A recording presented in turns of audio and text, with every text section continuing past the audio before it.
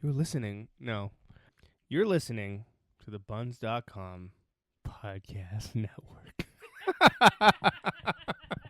Buns, buns, buns.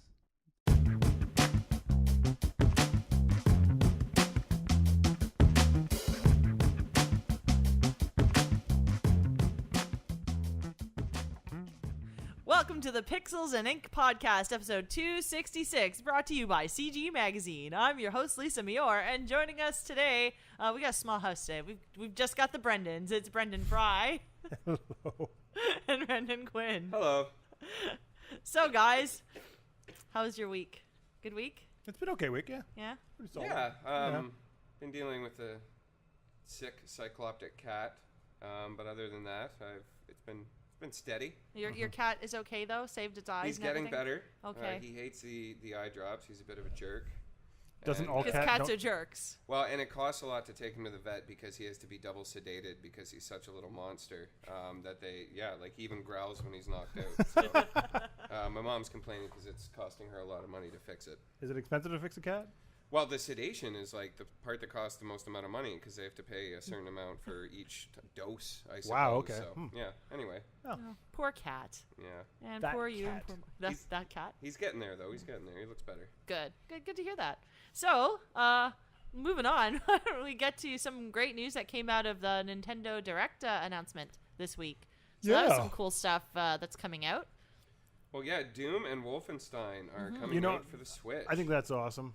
I think it's cool, too. And I've been looking at some of the screen comparisons between the PS4 version and the Switch version. And, I mean, slightly different. But for the most part... I mean, like different. How different? Like a little less texture-y. Yeah, less I mean, crisp. like very minuscule differences. And considering it's on a mobile device, exactly. It's absolutely flooring me. You can't expect like 100% Well, exactly the same kind of resolution. I meant for it the opposite way. Like I'm blown away by how good it looks on a mobile device. Like, it's amazing. The Switch I know is underpowered, but developers are doing really good things with that tech. Well, I mean, it's the same tech that's in like the NVIDIA Shield, and developers know how to program for ARM now, so they know how to utilize that tech to its fullest, even if it isn't quite on paper as powerful as. I mean, look what Naughty Dog squeezed out of the PS3. Like, that was the stuff they had for the end of that 10-year cycle was incredible. And the thing is, the PS3 is about. That thing was archaic by the time it was over. Oh, yeah, absolutely. 500 meg RAM. Yeah. And they had The Last of Us running, fairly decently. Yeah, exactly. Looking incredible. So, and Wolfenstein as well coming out for the Switch, which will be pretty cool. I don't know if that would be my platform of choice to play it on, because I prefer the PS4 or the Xbox One controller. Oh, same with me. But I mean, the Pro controller on the Switch is actually pretty okay. It's fine. Yeah, if for a mobile system too, it's probably definitely the best. The fact that it is a very comfortable controller. But and of course, too, which I didn't realize until right this second, I forgot that Doom came out for Super Nintendo. Yes. Back in the way back. So that's. It also came out for the Jaguar, if you want to be fair. Oh, really? Did it for come all out those for kids that had the Jaguar? How about Jaguar CD? Did it come out for that one? Oh, I think he's grabbing the Jaguar version right now. Oh, no. Oh, yeah, there it is. Wow, look at that. We're gonna have to put. We're gonna have to put a shot of that up for our listeners, because you guys can't see right now, but we have the box. Wow, that's cool. I didn't Doom know any on Jaguar is pretty. I didn't know anybody that had a Jaguar. No one did. It wasn't a very good system. No, because it kept falling apart. The Jaguar CD didn't last very long. It was also a CD out of the box. I mean, it was a system that they kind of underfunded, so it was never as good as it could have been. But whatever, it was a thing. It existed. And was there any other news about other Nintendo titles? I know there was a big hullabaloo about some Mario Odyssey stuff. Oh yeah, they Mario naked or Mario without a shirt on, and everyone was just Mario nipples. Everyone was just like, "Wow, look at that guy! Look at that plumber! What a body! Aren't they? I can't remember where I read this, but something they're kind of retconning. He's not a plumber anymore. He's not a plumber anymore. Yeah, I heard. So what is he now? He's a man of many talents. I see. Huh. Well, there goes the classic John Leguizamo and Bob Hoskins. Yep. The iconic roles. Basically the definitive, Mario that we got on screen. Still an To be fair, underrated the movie, I only feel. Mario. No, there was The also the Super Show or whatever it was. Oh yes, that was a thing. Did you guys see? I think it came out a week or two ago. 200 animators took an episode of the old Mario cartoon. No. And everybody it shifted animation styles every 2 or 3 seconds. Oh, that's so weird. Oh, it was phenomenal. I'm trying to think of names right now, but they obviously escape me. But it was really, really, really cool. So guys from like Rick and Morty and Oh wow! So you watched Steven It Universe. was the same and episode. It's the exact same episode redone in 200 different animation that styles. is super cool. That's crazy. So really, that show does live on, despite Yeah. perhaps not being the highest quality program. It was really bad, like really bad. It was no Captain N. That's for No, sure. that was the pinnacle of TV. To be fair. Oh, and Dragon's Crown coming out for PS4 Yep. allegedly. I don't think it's been confirmed. Well, it was on a ad that was taken out by Sega in Japan, but it hasn't been announced yet. Mm-hmm. It's one of those banner ad, like marketing team went ahead of the like PR team. Yeah. And it's apparently they're going to be dropping some new games, or Atlas is going to be dropping some new games in the new Famitsu issue. So they think this is just hit before that happened. Oh, okay. So not a huge, crazy leak then. No, I it's just like suppose. a few days type thing. Because Famitsu's every 2 weeks like that. It's way too often. But yeah, looking at some of the screens, I did play the game, the original release, I guess, for PS3. It's PS3. PS3 and Vita. Yeah, just so It was a thing. fan servicey anime, big Oh yeah. big boobs going on there. Pretty obscene art style. Overly big. Everything was Yeah. overly exaggerated. Well, we're looking at a screenshot of the nun earlier today, Yeah. laying on her back with her legs spread. You know, I think there was the Paladin, but yes, Jesus weeps. it's a thing. It's a game. Yeah. I've got nothing on that one. I'm sorry, guys. I can't. That's just going to be a really interesting thing to see. So moving right along. So aside from Nintendo, Apple had a really huge conference. Oh, yeah. There's So- big announcements. Yeah, all well, about- the massive announcement of the Apple TV 4K. Which nobody saw coming. I mean, No, unbelievable yeah. that they just, all Out these of the years, blue. they're still innovating. Out of the phones, blue. And they announced a new phone. Well, let's go over the announcements. Yeah. The from smallest to biggest, Apple. Wait, hold on. Should we do this like the actual conference, and every time you make an announcement, me and Quinn will clap? No, because that'd be Yeah? really annoying. We'll just clap the whole time. It'd be the most annoying thing ever. I'm sure our listeners would really appreciate that. All the clapping. That's Okay. what I find is missing from most podcasts. Yes, is I agree. Is Too clapping. little clapping. Okay, so first and foremost, or first thing, not foremost, we had the new Apple Watch, the Apple Watch Series 3. It'll be almost the same thickness as Series 2. So did they just shave a little tiny bit off and basically? It's a little bit thicker, but it has an LTE modem now. Oh, it's thicker. Yeah. Okay. So but the concept is it's more powerful, has an LTE modem now. So basically it's a phone. Yeah, and just saying it's on like a cellular. Yeah. Yeah. So I think it's in Canada, it's TELUS and Bell. Ooh. In the States, What? it's Oh. AT&T and Verizon, I want to say. Okay. Like they had a little chart that showed where it was in every thing. I only looked at the States and Canada. Mm-hmm. I think it was also on Vodafone and O2 in Europe.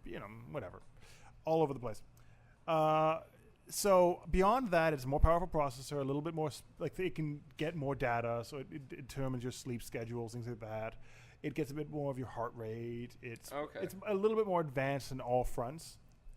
So just more sensitive meters. More That's all sensitive it's meter- sounding like. more sensitive data collection tools, and they also have a new lab they're using to collect all that metric data. Oh, good. So not only will they know my browsing history, but they'll know my heart rate. Yeah, and exactly, my yeah. physical fitness. Yeah, and- exactly. Okay, that's good. I wish Apple So knew have- more about my life. Yeah, so it'll be great. So you'll have random Apple employees just walking down the street and say, "Hey, I know you from your heart rate and your porn They're like, collection." there's a correlation between your browsing history and your heart rate. We think there's something connected. Something there. So I mean, overall, it looks like another Apple Watch. If you really like Apple Watches, this is probably the one to buy. So that means you're gonna buy one, right? No, I I don't. thought you were big on the old You have- smartwatch. I love smartwatches, but I don't have an Apple product to connect it that's with. fair, But yeah. you have two Apple Watches. No, I have 3 smartwatch. No, 5 smartwatches. No, you have a lot more than that. But I don't have any Apple. We keep getting the deliveries here at the office, Oh, so yeah. where the entire office is aware of your smartwatch obsession. Well, I'm waiting till the perfect smartwatch. I think this is close. This looks like Apple's put a lot of effort into it. It is the best-selling smartwatch, but compare that to like not many people buying it as a smartphone, and it's still not the same level as buying like an Omega or a Bulova or a Rolex. Yeah. Is it worthwhile for somebody who is really invested in the whole Apple? I mean, that like if you're going to be buying a watch anyways, and you were going to say, well, I wanted a Rolex, maybe this makes more sense. Yeah. Because Rolexes are nice, but they're just really good at keeping time, and probably usually a great deal more expensive. Rolex is like $5,000 minimum, I think. Yeah. So I mean, if you're looking for like this has that level of status to it. If you get like the higher end ones, it has that same kind of level of status, but it does connect to your Apple Life, so that's kind of neat. Yeah. They are expanding the splash ratings on this stuff. It works. So if you're like the demo they showed off was a woman on a paddle boat, and so she was doing a phone call, just talking to her watch on a paddle boat in in the middle of a lake. So you could do that sort of thing. So you don't have to have your phone with you. So you're on that lake. You need to call for help. You can. Oh, okay, man, I was about to make a really sarcastic comment of like being out in nature and really enjoying the stillness and the quiet, but you need your phone with you. But yeah, I suppose if you were in trouble, yeah, that's good to have. Or kayaking. And is stuff it like waterproof that. though? It is waterproof. Yeah. Well, okay. Because I would be like, I'm going out into nature. The last thing I want is something I could break or lose. No, you can go swimming with it. Okay. And they did stuff to it, so the way it all its mechanisms work and the way its speaker works is it pushes water out, so it'll always keep itself dry. Oh, that's pretty neat. Yeah. So, okay. Goodbye to my rice pot of drying exactly controllers and. So I mean, overall, if you wanted an Apple Watch, this is the one to buy. But they're still having the Apple Watch Series 1 available. I think that was like $200, something like that. Okay. Well, man, if people are buying them, why not sell them? They are not keeping the Apple Watch Series 2 available, though, it seems. They're replacing Series 2 with Series 3. So and that's an Apple trend, though. Oh, yeah, I mean, the cheap one is cheap to produce. You keep doing it. The Series 2 is just a slightly less good version of this one, so you just move it up. Moving on to the Apple TV 4K, it's the Apple TV with 4K. There you go. We're done. That's it. Congrats to everyone. One thing that is neat is if you bought movies on the Apple Store, and they were like HD, and you buy the 4K, they'll make it so you have access. Oh, that's cool. Yeah, so if you bought them only on Apple Store purchases. Yes. So if you bought any HD movies in the Apple Store, you'll now have 4K versions. Oh, that's cool. If they have 4K equivalents. Yeah. So that's a neat little treat to people, because I know very few stores do that, and they actually do charge more. What do you think made them? What took them so long to jump on the 4K bandwagon? To be fair, I think that's what most people are questioning right now is it's a little too late situation where you're like, we're going to be on to the next big thing really soon, I'm sure. Exactly. Not bad. It's just a little late for everyone. Moving on, we had the iPhone 8. Oh. So this is basically another surprise announcement that came out of nowhere. So this is just the I'm sure our listeners can tell right now we're not mostly we're not Apple people, except for you who has Quinn I mean, I am reading my stuff off of my MacBook right now, but I mean, rah, Apple sucks. How dare they? So the new iPhone 8 basically is better in every way than the iPhone 7. But it's all iterative. So they have better cameras, glass back now, better cameras all around. The way they've just kind of improved everything. They've moved over to the A11 Bionic processor, which is their new, more advanced processor that gives you the ability for AR. Has a thing from Metal, which is Metal's the new programming language designed for games, so they run faster. Oh, that's cool. I didn't know that. So really, if you're buying an iPhone and you don't want to go for the newest and shiniest, this might be a way to go. They're basically $50 more than the old iPhone. Oh, that's surprising for yes. Apple. Then again, I suppose they're probably still selling them at or the 7 at a fairly high price. Yeah. So I mean, it's not overly if you're going to buy a phone and you don't buy the 7, buy the 8. Is kind of the way to go. So maybe the 7 Plus, because the 7 Plus has that dual camera setup, you can get cheaper than you might be able to get the 8 for. But And there is an 8 Plus as well. There is an 8 Plus, which is everything but the dual cameras that the 7 Plus has. Is that all? Like, is that what the Plus? The Plus means size, and it has double camera. Right, it's a little bit bigger. Yeah. Like I think the processors is the same. It's just more screen real estate. You have a bit more. It works more like a tablet, kind of the way you can. Kind of like a Note. Yeah, kind of like the Note. And they have the dual camera setup. Mm-hmm. Which is great. I mean, I think their phones are known for their cameras. Like they've always had some of the best cameras. And I think Apple are doing a good job at making good devices. Yeah. Like I mean, I might be poo-poo on Apple every once in a while just because it's just kind of more of that. But they produce very good that. They do. All joking aside, I think it's just more comfort. Like we've been using Android for I've been using Android for a very long time. Me too. It's just one of those things that you happened onto when you first got your first mobile and device and you got used to it, right? I don't think they do make really good devices. There's a reason why they have a following that they do.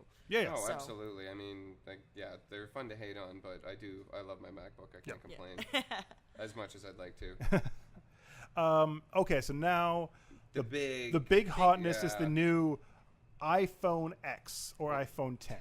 Yes. Because it's been 10 whole years of smartphones. But it's still weird because what's happening is 9 just going to be a lost iPhone, which is never going to exist. No, they'll probably release the 9 next year as like a throwback. It's still so weird. Okay. So the 10, most details about the 10 were kind of leaked prior to the event. So is that probably why they announced the 10 to begin with? Or no, I think they were probably planning on doing it anyway. They were, because this is the 10-year anniversary, so they wanted to make sure it got out there. Yeah. So the big things here are full screen. Like there are no buttons on the front of this phone. Mm-hmm. They have the little indent for the speakers. The notch. The notch. Is some contention I'm reading. Yeah. Like, people aren't a fan of that. It wouldn't even be something I would think about. No. Yeah. But people are not excited about that. So the notch has a lot of tech in it just to deal with the fact that there's no buttons anymore. Yes. So there's no Touch ID anymore. So what you have instead is a facial recognition system that will map your face using IR and video, and then it's like over 200 points or something. It determines if you're the same person. But what if you grow a beard? Like, there's a lot of questions I have. Yeah, but again, but something like that, I'm pretty sure they'll pick like things on your structural things. It'll have to be it'll have to be something like structures that don't change over time. Like your bone structure doesn't necessarily change over time. You can't see through a beard. Pardon? You can't see through a beard. And I break my nose a lot. Yeah. So, I don't know. I mean, like, I haven't tried it. People that have tried it said it works quickly, but it sometimes doesn't work. Well, it even looked like during the presentation it didn't work the first time. A bit of a struggle there when they were announcing it, which is always embarrassing. So do you think that kind of technology is going to be ready in time for release?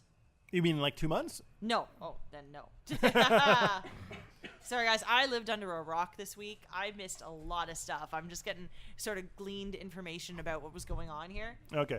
So beyond that, they're changing the way the UI works. Mm-hmm. They're also, because it has all those sensors to determine your face, it has the really creepy ass... Yeah, the moving emojis. Yes, you can send moving emojis to people by using your actual facial structure to make them do things. Like, which, I mean, it looks as strange as it sounds as well. Yeah. So you basically, it looks like you're like... you ever seen those videos where people are mapping their self to like video game character? It looks like that. kind of waving their hands and their arms around. And then their facial, you have to do over-exagited facial expressions to make it work. Well, I think it's going to look hilarious on the TTC, watching people just kind of doing all these dumb faces. Yes. And half of the time, like for me personally, I'm lying when I send a smiley emoji. Yeah. Most of the time. I don't look like that. I'm not laughing and crying. I'm gonna send a lot of meh face emojis if Absolutely. that's the case. You're like, man, I am so excited for your baby. Be like, well, the emoji doesn't look like you're excited. The emoji looks like you're really upset with the baby. Can we send standard emojis for those of us who are facially not inclined to? Yeah, what about all those people with resting bitch face? What are they going to do? Bitch face emoji? Yeah. But 4K video at 60 FPS, which is pretty nifty. I'm not sure, Brendan, if you know whether the 8 has that or not. It was... They rushed through all the specs so quickly. Yeah. I missed a lot. And I have the press release. I'm looking through them like, they all kind of just blend together what phone has what. I think the 8 Plus does. Okay. But don't quote me on that because the way that it was all written, because it was like one press release of just all the specs. I'm like, oh, yeah, this is a lot of I'm specs. looking at a page right now, and it's just like that's a lot of information to go through, especially on a big stage like that. But yeah, I mean, I know people who work in film and television who like religiously use iPhones specifically if they're in a case where they need to film something and they want it to still look good. They'll use their iPhone. 240 frame a second slow-mo. Yeah. Which is neat. I mean, slow-mo is something I didn't... I mean, slow-mo is something that people really have been using for the iPhone. Like, I've seen a lot of iPhone videos of them doing slow-mo stuff. Especially in, like the, skateboarding, snowboarding, sports industry. Like, it's huge for that. I mean, honestly, I think Apple's done a good job of making a phone that has all the specs people want. But now the weird thing is they had to change the entire interface to deal with the fact the home button was such a major part of the iPhone. Yeah, oh, absolutely. It's iconic. And now it's these weird like touch gestures you swipe up and swipe halfway up to bring up the task manager and like all the way up to go to the main desktop, and then the side push to kind of launch the sleep mode, but a hold push to do Siri. I mean, having said that, muscle memory with a phone takes over pretty quickly. Oh, yeah. I mean, regardless of the interface or what you're using. Oh, yeah. After a week, you're doing it without even thinking about it. It's just, you have that first week of trying to figure it out, and that's when you're just kind of sitting there going, what do I do? How does this all work? Yeah, getting frustrated. And I don't think this phone is going to be for people that are new to tech, and I don't think this is going to be for people that take a long time to learn tech. Well, especially not for $1,300 Canadian dollars. 1,300 Canadian? Yeah, that is a lot of money. I mean, you can get you can pretty pay decent rent laptop for a single. Yeah. Rent in Toronto for that. Okay, Sony had when Sony had that Xperia phone, that when that came out the first time, that was close. Really? It was very expensive to get it the first time, and the only reason why people were able to get it is because it was part of a lot of plans in Toronto. Oh, okay. So I mean, the Pixel was going for about $1,000 last year. Yeah, right? that's true. So I mean, we're at the age right now where phones are going to be that cost. Oh, and I mean, Apple knows people are going to pay a absolutely. premium for their products. Like, why wouldn't you release? Yeah. Also, a super high end. There's a lot of stuff in that screen. There's a lot of stuff, a lot of tech under that hood. Yeah. You can only produce it so cheaply and make a profit per phone. Mm-hmm. Exactly. I mean, yes, they could make it $7.99 and they'd still make a little bit of profit, but their investors would then be saying, why didn't you just release it for $100 or $200 more? For sure. And again, like, people are going to buy it one way or the other. So, why not? Do I think they're bad as a company to release it at that price? No, they can release it for any price. They can release it for $5,000 if they want to. It's up to people who've decided to pay. Totally. I mean, I'm not going to buy it, but if somebody has the money and they want it, like, all power to them. And eventually they'll become part of plans anyway. Oh, yeah. So I mean, it's going to give it a little bit of time. It's going to become plans almost immediately. But there's also the fact that there was the rumor that they just don't have enough of those new screens they're doing for the phone and all this other the tech in it. It's going to take a while to get. So if they had everyone buying it at $8.99. They wouldn't be able to meet the demand. Exactly. And as you said, that tech is like it's new and it's going to be hard to kind of produce for a mass market. So it makes the most sense to price it like that. But any other interesting things that came out of the Apple conference? No game console yet. I mean, everybody every year is like, maybe this is the year Apple's going to drop it, but they haven't. What are you talking about? Apple TV plays Apple games, doesn't it? Their app store games and stuff, because you can do that, and right? You can use your cell phone as a controller. I don't know. I have no idea. The only time I've ever used an Apple TV was to like remote something from my phone to a projector. So I used it to watch Netflix for a 2-year-old that I was babysitting. So I mean, really, I was just watching Netflix on it. But I thought it was cool, but it's the same. So. It's the same. So. Cool. Since we don't have Phil here again today because he's still doing TIFF, and hopefully, I think he's back next week, right? Yeah. So next week, stay tuned because Phil's gonna have a lot of cool stuff to talk about. All the stuff from TIFF. Yeah. Oh yeah. We actually yesterday we put up his review for Mother, which we talked about a couple weeks. Yeah, very divisive. But Phil seemed to like it. He's got some interesting things to say about it. Yeah. And he is a movie guy, though, and I think that kind of came across in his review, that if you like that kind of surrealist, art housey weirdness, then you're going to love it. But for the casual film goer, perhaps not the movie for them. Yeah, makes sense. So, he'll have stuff to say about that. And stay tuned to CG Mag Online this week because we're going to have a few more things coming out of TIFF that are coming up. Yeah. But so we've got some movie news happened this week. J.J. Abrams was confirmed for directing the new Star Wars. Yeah.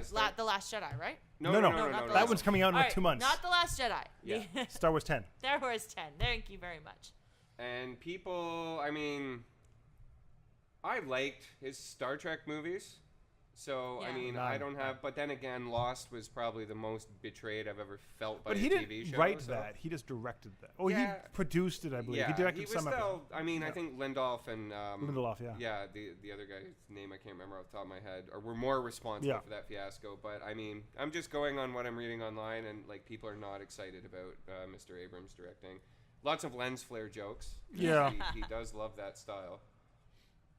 I mean, honestly, I don't think he's a bad choice. He did a serviceable job for Star Wars 7. So this one would be 8. This one's not. The next 8. one will be 9. Ryan Johnson's doing 8. Okay. Yeah, so he knew what people wanted to see for. Yeah, he delivered what people wanted to see, 7. and I think he did that fine. Yeah, so I don't expect us to see anything that's going to be too controversially bad. Plus, it's Star Wars. People are going to see it and they're going to love it and hate it at the same time. It's the Apple of Exactly. movies. About it for you. It is the Apple of movies. That's Yeah. exactly what it is.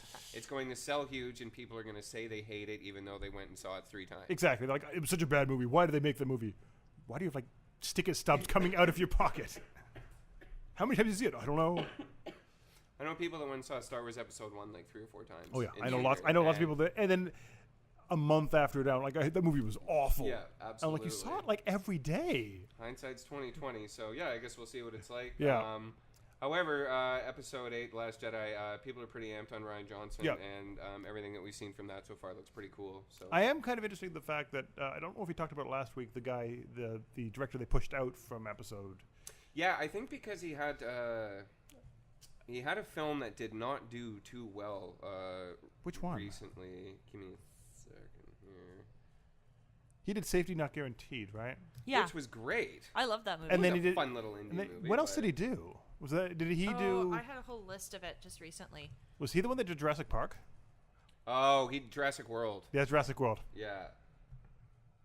Now we're all gonna look this up, right? No, I'm not. Oh, okay. I just saw you pick up your. I was checking. advice. I wanted to see if there's any other news that happened while we're on podcast. Make sure we don't miss any of those hot takes. Those hot takes. Those hot. Do you have a film- hot take for us today, Brendan? While we're searching this up, I have no hot takes. There's nothing. take a hot take of something. I just did the hot take of the Apple event. Do another hot take. I have no more hot takes to take. Have it a hot take on hot takes. No. No. The Book of Henry. Oh, that was bad. Yeah, that's what I think a lot of his being dropped from Star Wars is accredited to how poorly that movie... You mean that movie tanking horribly? Horribly, both critically, financially, Every aspect. casually. Like, it just sucked and was terrible all around. So maybe Disney's like, maybe we shouldn't give him Yeah, all the give- money in the world. Yeah, and, you know, the reins to Yeah. the biggest film franchise, Yeah. you know, probably ever. So. They're probably like, that's not safe. We want to make sure we get. And yeah, J.J. Abrams, while may not bringing anything new, at least he's a safe bet. He's Yeah. fine. You know, Like, you know what you're getting with him. I don't mind Abrams. I think his off the beaten path stuff's far better than his mainstream stuff. Mm-hmm. Like I really like when he does the Cloverfield stuff. I really like the fact that he has these weird universes that make no sense. Absolutely, and a lot of AR Like, marketing yeah. and stuff what like about that. Fringe? Remember that show? Yeah, But I don't think he's bad. He's safe. It's just, yeah, he's safe. he's safe. Exactly. I mean, yeah. guys, it could have been Michael Bay. It could have been, which would have been amazing. No, there'd be too many upskirt shots, and I think that might be too many for Disney. There'd be like a giant, wild, like bikini wet T-shirt party Maybe in the people middle would of finally start Onendorf. buying the He's Ray dead, sorry. action Yeah. figures if Michael Bay directed it. Megan Fox is suddenly in the world. Yeah, all of Megan a Fox. sudden. She's the new Princess Leia, guys. Be Or prepared somebody, for you that. know, 10 years younger Yeah. than her, probably. Oh, the world's a horrible place. Yeah. All right, I think it's time we can take a break now and hear from our sponsors at Buns Podcast Network and Comic Bento. Man, I wish I could get new comics every month, but I'm broke and oddly always $5 short. Lame. Wait, $5 short, you say? Well, I've got something special for you. What the hell was that? It's me, the discount ghost of coupons past. Are you scared? What the Use the code CGMAG in all caps, all one word, to get $5 off your next Comic Bento subscription. So wait, if I use the code CGMAG all in caps, all one word, I get $5 off my next Comic Bento? Yes, use the code CGMAG in all caps, all one word, and get $5 off your next Comic Bento. A whole $5, eh? Now that's scary. Ooh. The Pixels and Ink podcast is brought to you by Buns, your city network. Buns connects you to the people in your neighborhood to help you find the things you need to fuel your real life. Swap things you already have to get items you need. You can also find jobs that pay the bills, homes for rent, advice, and a place to talk about your city. Buns is available online at buns.com and on your phones via the Apple App Store and Google Play Store. Thanks, Buns Podcast Network and Comic Bento. You guys are just kind of the bee's knees. I sat down and listened to a lot of their ads recently, and they're just great. They're just really funny.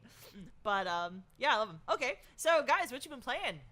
I've been playing Destiny 2. And? Well, I'll be honest, I've never really played an MMO before. Okay. I played Star Wars Galaxies when it came out, but because I had never played an MMO, I had no idea what was going on. Is Destiny really an MMO? It's more of just... It is. I mean, everybody's on there. They're playing concurrently. There's, raids. So I think it's an MMO. But again, what do I know? Because I'm clearly not very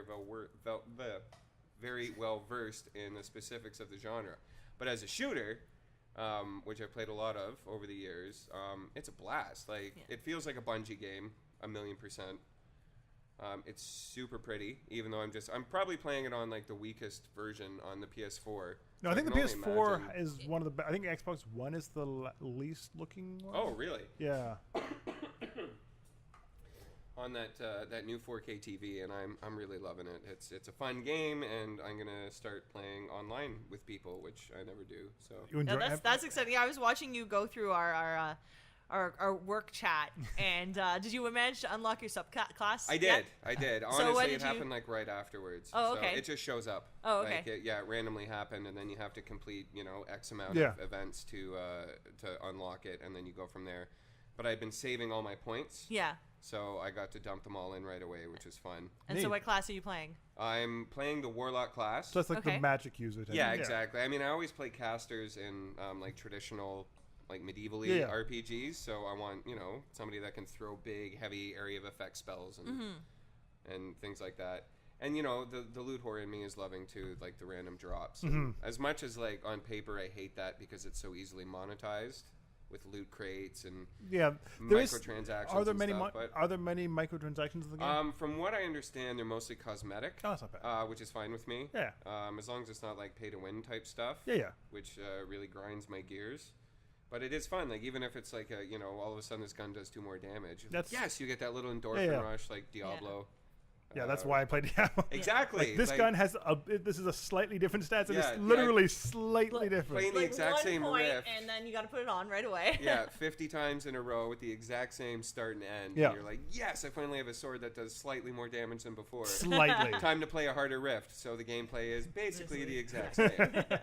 But yeah, I'm digging Destiny. I'm having a good time with That's it. awesome. And it's fun to kind of be on what's trendy because I feel Yeah. like I'm behind At a all lot times. of what's Oh, yeah. hip in video games these days. I so- feel you there. I'm when I get to my game, you'll find out how behind. But before we get into that, Brendan, you talked to the guys on the Destiny team. So I talked to which will go up next week. An interview I did with the art director, yeah. Oh, and cool. just talking about they wanted to create a game that had the feel of the original Destiny, but kind of took it in a different direction, brought in more fantastical elements to the game. So they talked about more lush environments. In the first game, things kind of felt samey after a while. Fair enough. They really wanted to kind of move that away and make it so every place you go feels different. They Well, you each got have the whole solar system. exactly, I mean, yeah. So they wanted to make each place you go have unique feels. So you go to a moon, you'll have a sensation of one thing. You go to a lush green planet, you get something else. You go to an ancient ruined planet, you'll see all these ruins and kind of be able to work with that. Well, I've only been on the Earth and then Yeah. Titan Yeah. so far in the game. I'm not very far in it, but very different. Earth has Yeah. a kind of a post-apocalyptic, lots of green and decaying buildings, and Titan's just big, vast oceans, and definite different feel between the two. And I'm sure there's a lot more. I'm still pretty early on, so. And I think that's where they're kind of going with it, where they wanted to make a game that was felt more open, more vast, and kind of deliver the promise that the first Destiny kind of had that never really was answered. Well, people seem to be digging it, man. Like, everybody I know. Everyone I know is playing it. And I have so many people in the game. Even like, guys my age with kids who don't really play video games as much anymore are all playing it. So. Like, I know a lot of people at Ubisoft play it, and they have like their own little guilds. Oh, that's cool. Yeah. It is kind of neat. I think overall it's living up to the promise that people were hoping it would. And I think that's good. Which is well, great. It But definitely feels epic and fantastic. See, that's great. I really want to jump into it for that reason, but why are sales down then?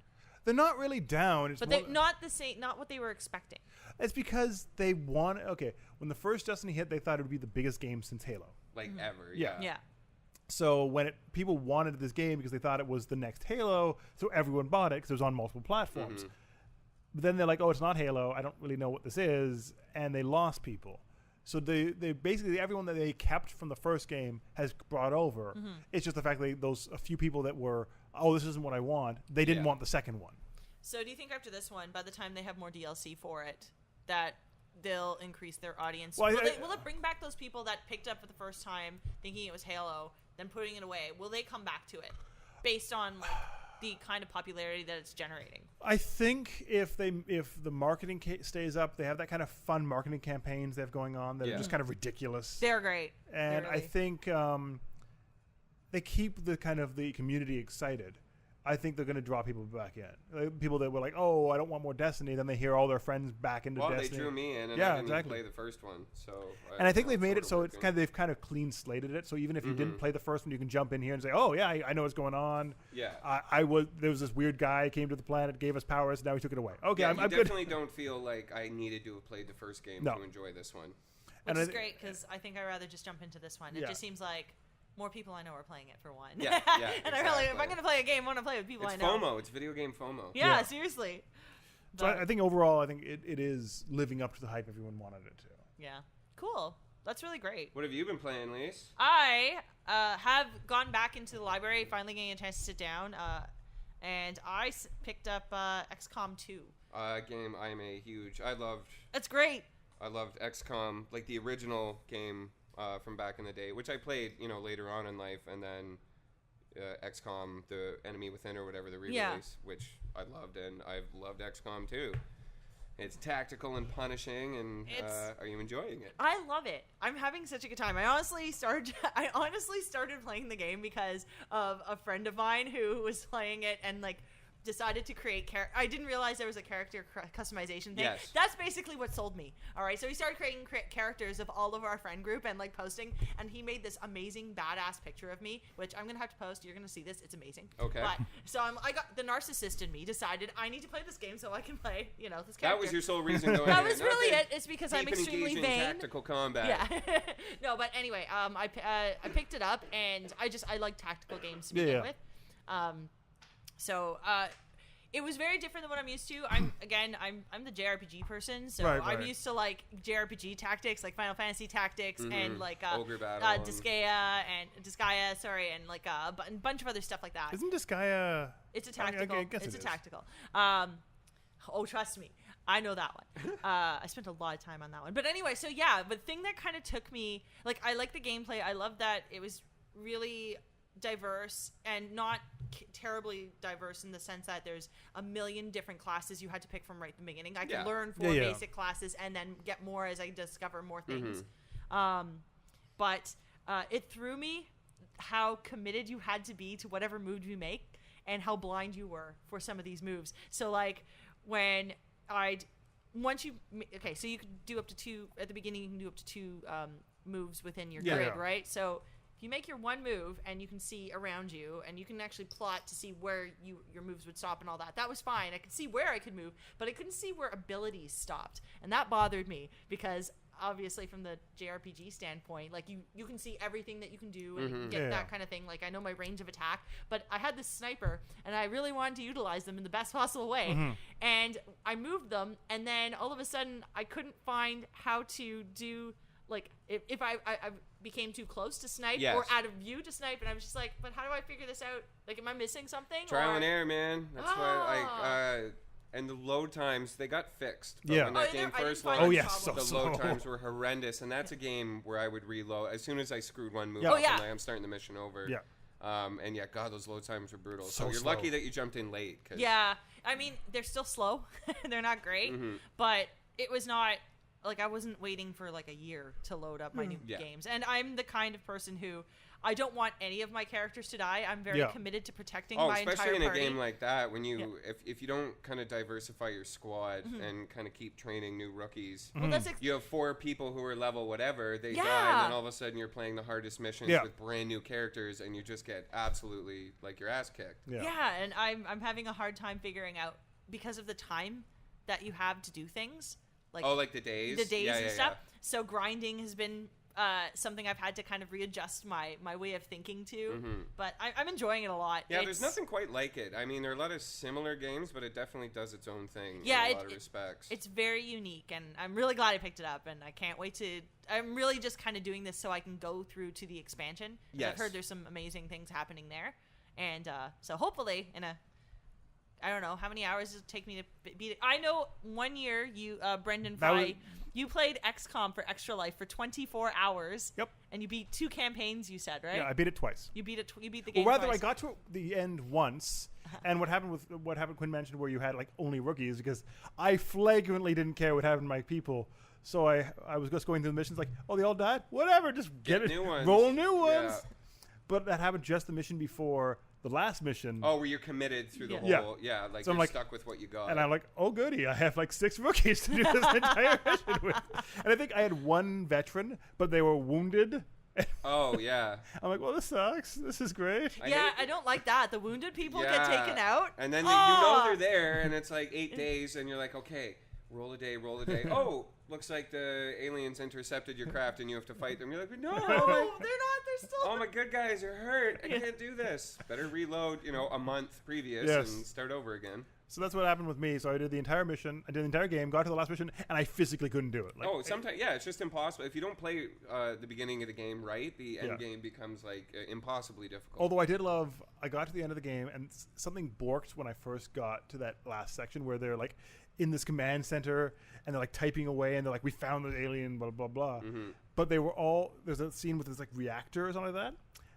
The scene didn't switch over right, so we had people on computers sitting in the middle of this nuclear reactor. The scenes, it was used in-game engine or whatever, so it didn't change scenes. It's definitely a janky, Yeah. glitchy game. So then I had people walking in from side of the reactor to talk to them and walking out. I'm like, this is weird. Yeah, I did experience a little bit of jank here and there with some I had characters like enemies would completely disappear, Yeah. and like bits and pieces of walls would Yeah. come out of nowhere. it's just, whatever. But it adds to the charm. I It feel. it's what made XCOM such an exciting experience, because it was Was it because of the jank? oh no, the original games were janky as hell. Yeah. Like the XCOM see- UFO Enemy Unknown, UFO Unknown, It was. Oh yeah, UFO Defense. No, that was the first one. Yes. Like the 1990. and then it was whatever. Terror from the Deep, and those games were janky. So there was parts in those games where you like your men would just like explode and then jump on top of things and you couldn't get them down. Like It was UFO Enemy Unknown. Yes, that's it. Was the first one. And Yeah. so that one, so I remember playing a mission. Like I think I got to the last mission of that one, the original Yeah. original Mhm. XCOM, and there was an explosion. It made my guy like pop up. It popped up a level, but it was at an area where he wasn't supposed to be, so he could not move again. I'm like, Yeah. oh, that's great. Oh, that's it. He's stuck there now forever. Yeah. Until you finish the mission, but no, because you had to get them all to your jump Yeah, ship to to get get them them out. away. So I'm like, oh, I guess he's gone. See, isn't it good when a game, even if a game has that many technical issues with Yeah. it, and you still enjoy playing it, and you're still willing to like put the time For towards sure. it. Oh, And yeah. then there's Like- like big AAA, beautifully polished blockbusters Just- that you're like, oh, this is so boring. And Exactly. It's gorgeous, and I know there's a lot of work and blah blah blah, and you're like, But- but I don't want to play I want it. to just go back to my janky game. Whereas a game that takes Yeah. like 45 minutes to load a level, and Yeah, random exactly. things happen that can break the entire game, and you're like, I love it, I'll still play it. Yeah, exactly. Brendan, do you play anything recently? No, I No? have been not playing any. I am so behind because I had all these articles to write from Gamescom that I think they're almost done now. They're probably. I was just. I should actually. Don't you lie. No. Yeah, I'm still behind on mine too. It's okay. No, actually, I just got them all transcribed today. Oh, did you? Yeah. Oh, good for you. But You're ahead I do of me. want to talk about Need for Speed because I did the preview for that, and that'll be going early next week. Okay. But I did want to talk about the fact that that game, like reading my preview and just going over what that game got right, they basically have said screw it to being realistic. They said we want fast cars and we want the stupidest story humanly imaginable. Okay. Yeah. And they did it. Makes sense for Need for Speed, where cops are driving, brand new Ferraris and stuff. It basically made it feel like what you'd expect from a Fast and Furious. Yeah. If this was called Need for Speed Fast and the Furious, it wouldn't need to change a beat other than the fact that the main character would be like Talking about their family. Yeah, just We're all family guys. They're all family. everyone All in the family. game is ridiculous. If they had a tie-in for Fast and Furious, it would be perfect. Well, It is- man, I mean, Yeah, they I gotta think get on that. That series has proved that people want that kind of thing. Yeah. They don't want serious, hard, No. gritty. They No. want over-the-top ridiculousness. So, like, the mission I played I played 2 missions. One mission was I was racing the fastest car in the world in a race, and then you decide to steal it halfway through the race. You're like, yeah, I'm going to get that going guy. off. Yeah, then you run away from the cops in the fastest car in the world with, I think it was like 1,600 horsepower. Yeah. That sounds pretty strong, Yeah. I guess. Whatever. So then you get away, and then your partner betrays you and steals the car from you, but then the guy you were working for gives you another chance to get back at them. That definitely sounds like a Fast and the Furious Yeah. movie. Absolutely. If you had Vin Diesel reading Yeah. what you just said, you could lay it over the track and it would be the same thing. Then the other mission I played, we were trying to steal something from this truck, and you're just like taking out their like protective bodyguard by like knocking them off the road in your BMW 5 series. Because Which managed to have more armor on it than the cars that you were playing. Because Yeah. I remember I played that one too. Which is It like was- literally the opening of the first Fast and the Yeah. Furious, Yes. where they steal It those was- TVs with the VCRs Yes. in them. Yeah, that's that. No DVD players. Come on now. Oh, sorry. 'Cause those are worth money now. But then there's the point where you're following this truck, and the truck decides to just go crazy and start dropping barrels of like oil on you. Guys, every truck driver has those just Yes. in case they get robbed by a Fast and the Furious type gang Yeah. with super sports cars. Yes. Well, they've got to have some sort of way to protect Yeah, themselves. So I a mean, dairy truck. So this truck's barreling down the road, blowing things up, and smashing into other cars as you're chasing them down. So, It is stupid. but fun? Oh yeah. Yeah. Oh, yeah. Exactly. Super fun. They managed to get this driving model that feels realistic enough so you have weight to the car, but it's so easy to control that you're driving the fastest car in the world and you don't need to use the brake to make a turn. So not like Gran Turismo No, levels no. of No. technical. This is just you want to drive a fast car, have it feel like you're driving a car, but have none of the skill needed. Very forgiving. Yeah. Yeah. But should we wrap up there? Yeah, Cool. I think that's it. That's all I've got to say. Yeah. Well, thanks, guys. Thanks, everyone, for listening. If you would like to hear more or... hold on a second. No. Let's do that again. Anyway, if you want to hear more like this or read more about some of the things that we've been talking about today, you can check us out online at cgmagonline.com. You can also follow us on Twitter at cgmagonline. Brendan, you have Twitter, right? What's your Twitter? BeatFry26. And Quinn, still no Twitter? No Twitter. Ever? Nope. Probably Okay. not. I You don't do think have so. a Twitter account. I know I have one. I just haven't used it. It angers the blood. That's know? fair. So no Twitter for Quinn. But you can follow me at Lisa Awesome with no E's. You can also follow us on Facebook at CG Magazine, Comics Gaming Magazine on Facebook. You can find us on Instagram at cgmagonline.com. You can like and subscribe to us on your favorite podcast network or Apple iTunes, which is probably where you found this, or on SoundCloud. Please comment. SoundCloud's still alive. Well, SoundCloud is still there. I really enjoy that. Yeah. Sad. Yeah, they're great. They're great. We're going to miss you, SoundCloud. We love you, SoundCloud. We We're love sorry. you. Anyway, thanks again, Buns Podcast Network and Comic Bento for sponsoring us. And from everyone here at CG Magazine, have a great weekend. Bye, guys. See you later. Bye.